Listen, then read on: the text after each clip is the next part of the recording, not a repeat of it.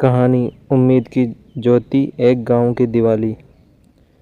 राजस्थान के एक सूखे छोटे से गांव रोशनीपुरा में इस बार दिवाली का उत्साह फीका था। गांव का एकमात्र कुआं सूख गया था और फसलें चौपट हो चुकी थी। लोगों के चेहरों पर मायूसी छाई थी और बच्चे भी जानते थे कि इस साल उनके घरों में दिया नहीं जलेंगे। गांव के मुखिया ताराचंद जी बहुत चिंतित थे।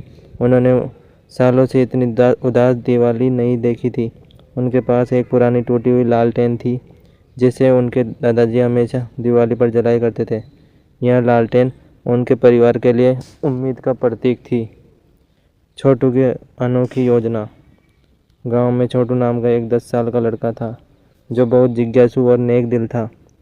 उसने देखा कि कैसे गांव के बच्चे चुपचाप बैठे हैं और बड़े निराश हैं।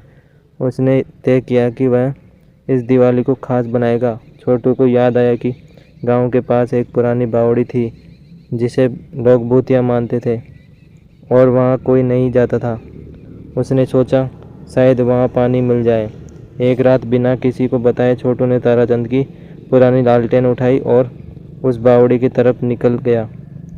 लालटेन की मदद रोशनी में वह सीढ़ियाँ उतरता गया। हर सीढ़ी पर उसे डर लग रहा था, लेकिन गांव वाले के मुरझाए चेहरे उसे हिम्मत दे रहे थे। अंधेरे में उम्मीद की किरण। काफ़ी नीचे उतरने के बाद छोटू ने देखा कि बावड़ी के नीचे थोड़ा पानी जमा था, लेकिन वह बहुत गंदा था। तभी उसे एक छोटी सी सुरंग दिखाई दी। उसने लालटेन उठाई और हिम्मत करके सुरंग में घुस गया। सुरंग के अंत में एक छोटा सा तालाब था जिससे साफ और ठंडा पानी था। छोटू खुशी से उछल पड़ा। उसने तुरंत वापस जाकर गांव वालों को बताया। पहले तो कोई विश्वास नहीं कर रहा था, लेकिन जब ताराचंद जी ने अपने पुरानी लालटेन उठाई और छोटू के साथ बावड़ी की ओर चले तो बाकी गांव वाले भी उनके पीछे चल पड़े।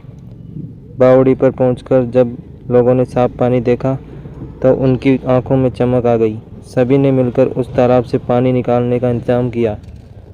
रोशनीपुरा की सबसे यादगार दिवाली।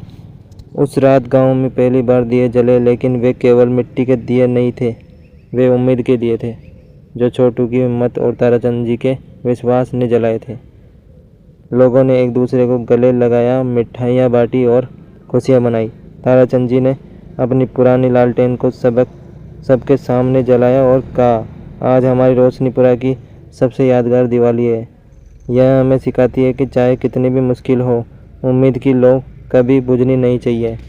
अगले दिन गांव वालों ने मिलकर उस बावड़ी को साफ किया और उसे फिर से इस्तेमाल लायक बनाया। रोशनीपुरा में पानी वापस आ गया और इस बार दिवाली केवल त्यौहार नहीं बल्कि जीवन को एक नई शुरुआत बन गई।